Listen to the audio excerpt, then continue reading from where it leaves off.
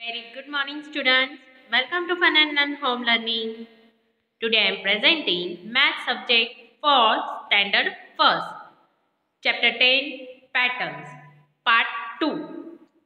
बच्चों, previous part में हमने एक्सटेंडेड सीक्वेंस यानी पैटर्न के बारे में पढ़ा था, राइट?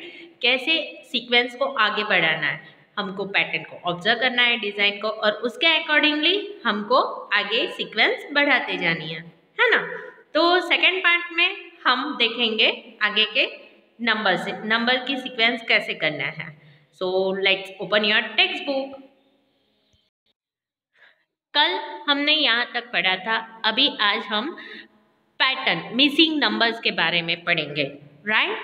आई होप इसके पहले आपने कल की एक्सरसाइज आपके टेक्स्ट बुक में एंड नोटबुक में रिपीट कर दी होगी.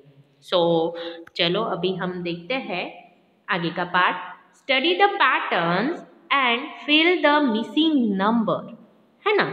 पैटर्न को ऑब्जर्व करना है एंड फिर आगे के मिसिंग नंबर हमको फिलअप करना है. बच्चों, इसके लिए पहले तो पैटर्न को ऑब्जर्व करना एंड समझना बहुत ही इम्पोर्टेंट है, right? So take your this pattern. First pattern, look at here. Okay, यहाँ पे 1 है ना? फिर 3 है, फिर 5 है, फिर 7 है. ओके, तो 1 एंड 3 के बीच में बच्चों क्या मिस है? यस, 2 इज मिसिंग, है ना? यानी 1 और 1 के बाद 2 को स्किप करके उन्होंने 3 पे जंप मारा है. 3 के बाद क्या आता है? 4 को हमने स्किप कर दिया है. 4 को हमने स्किप कर दिया एंड डायरेक्टली जंप एट 5 पे जंप किया है ना? यानी 1 के बाद 3 के बाद 5. अब 5 और 7 में क्या मिसिंग है? 6 नंबर मिसिंग है. तो 5 के बाद हमने 7 पे जंप किया है. तो अभी 7 के बाद क्या आएगा? 8 को क्या करना पड़ेगा? हमको स्किप करना पड़ेगा, यानी छोड़ देना पड़ेगा. 8 के बाद क्या आता है? 9. तो हमारे ये ट्रायंगल में हमको 9 लिखना है. 1 के बाद 3 के बाद 5 के बाद 7, 8 छोड़ दिया और डायरेक्टली 9 पे. फिर 9 के बाद क्या है? 10 को भूल जाना है और डायरेक्टली जंप करना है 11 पे. तो ये हमारा पैटर्न बन गया. 11 के बाद क्या आता है? 12 के बाद 12 को स्किप करना है और डायरेक्टली जंप करना है 13 पे. तो ये हमारा पैटर्न बन गया. 1 से 3 से 5 से 7 से 9 से 11 से 13.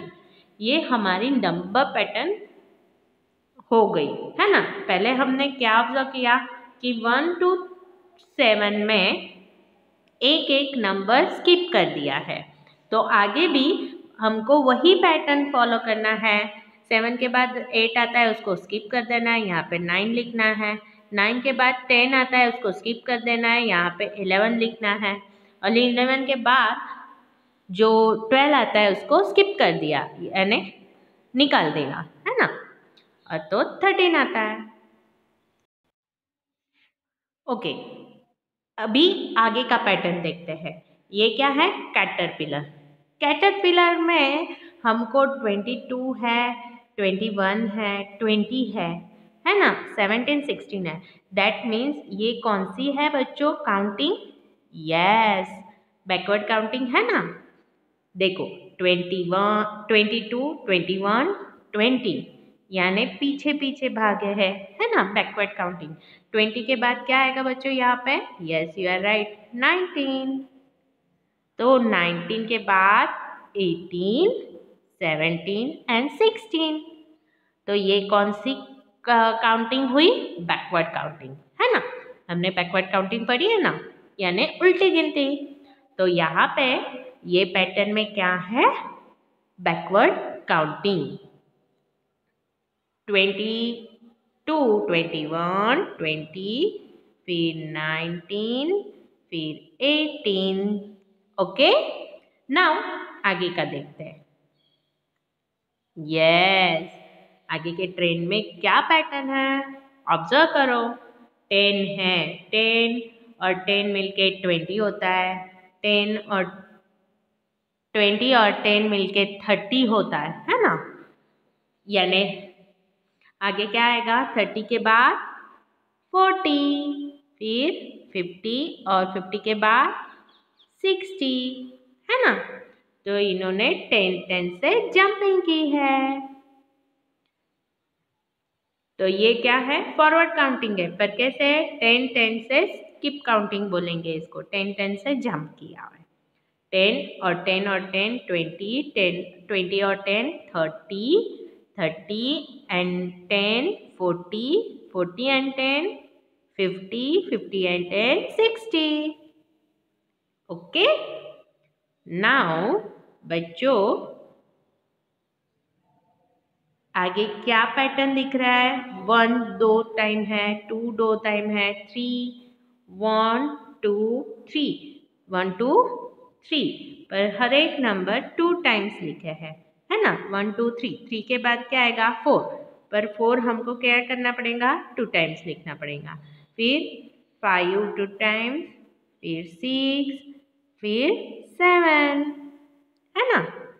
ये भी 10 से जंपिंग है, राइट। 11 से जंपिंग है। ओके, 1 2 3 4 5 6 7, तो ये 1 to 7 का पैटर्न हुआ, पर हर एक नंबर्स 2 टाइम्स लिखना है। Got it?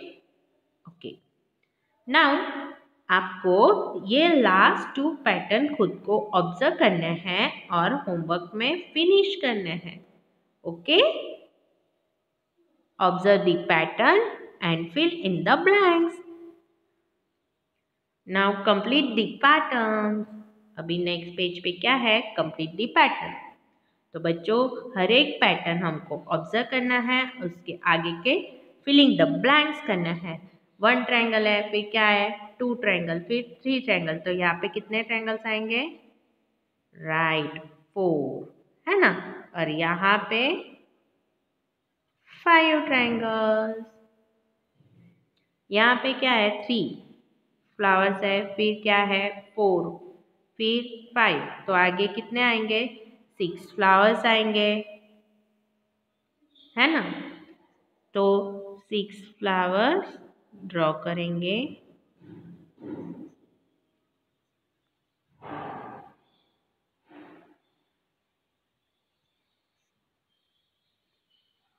ओके 6, फिर यहाँ पे क्या आएंगे 7 फ्लावर्स,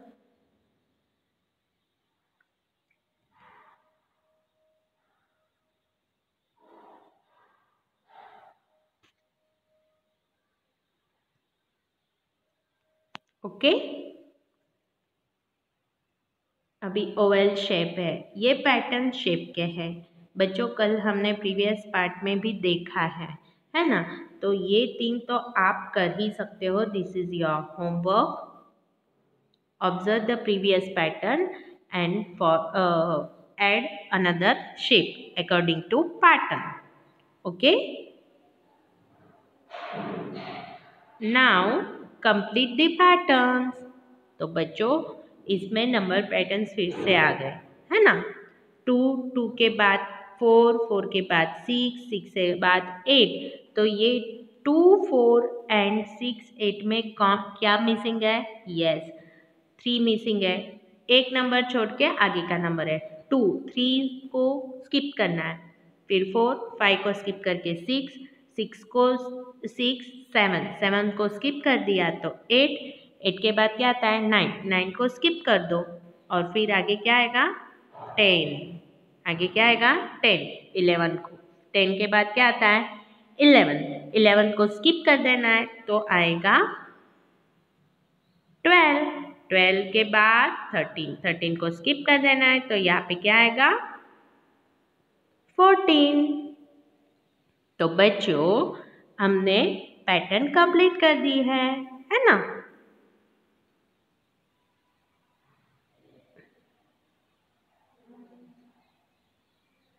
अभी 27 28 29, 27 के बाद 28 आता है, 29 29 के बाद क्या आता है, राइट डाउन हियर 30, 31, 32, 33, क्योंकि ये सिर्फ सिंपल नंबर राइटिंग है ना।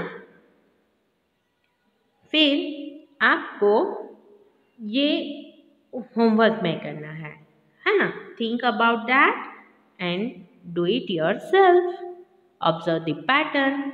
आई होप आपको पैटर्न ये चैप्टर अच्छे से समझा होगा, राइट। तो हम थोड़े पॉइंट्स रिवाइज कर देते हैं। पैटर्न्स में हमने क्या देखा बच्चों? यस, हमको क्या करना है? When the object is repeated and defined order they are form patterns. ये हमने पढ़ा है कि ऑब्जेक्ट, जो भी ऑब्जेक्ट होता है, नंबर्स हो सकते हैं, इट मे बी शेप, है ना, उसको पैटर्न रिपीटेड होता है डेफिनेट ऑर्डर से, यानी थोड़े थोड़े इससे रिपीट होने लगते हैं, तो दैट इज कॉल्ड, और वो रिपीटेड ऑर्डर जो मेंटेन होता है दैट इज कॉल्ड पैटर्न, है ना। ये पैटर्न में पढ़ा। फिर number patterns are form adding और subtraction of fix number to the previous number. हम ऐड सब्ट्रैक्शन से भी कर सकते हैं, बैकवर्ड फॉरवर्ड भी काउंटिंग कर सकते हैं नंबर में, है ना। Patterns can create increasing order भी हो सकता है, डिक्रीजिंग ऑर्डर भी हो सकता है। Number of shape, number and shape, size of shape भी हो सकता है ना। हमने इंक्रीजिंग ऑर्डर भी देखा एंड डिक्रीजिंग ऑर्डर भी देखा, बैकवर्ड काउंटिंग भी देखा एंड फॉरवर्ड काउंटिंग देखा, right. Patterns can be completed understanding the basic rule used to create the pattern. बच्चों, हम पैटर्न को कंप्लीट कैसे कर सकते हैं? By our understanding. Basic rule को ऑब्जर्व करना है, उसमें क्या रूल बताया है उससे थिंकिंग करनी है, अंडरस्टैंड करना है एंड हमको उसके अकॉर्डिंगली पैटर्न क्रिएट करने हैं, है ना। तो बच्चों, आई होप आपको पैटर्न का फॉर्म पता चल गया होगा। यहाँ पे हमारी टेक्स्ट बुक की एक्सरसाइज ख़त्म होती है। मिलते हैं नेक्स्ट पार्ट में। नेक्स्ट पार्ट में हम वर्कशीट डिस्कस करेंगे। Till then have a great day. Bye.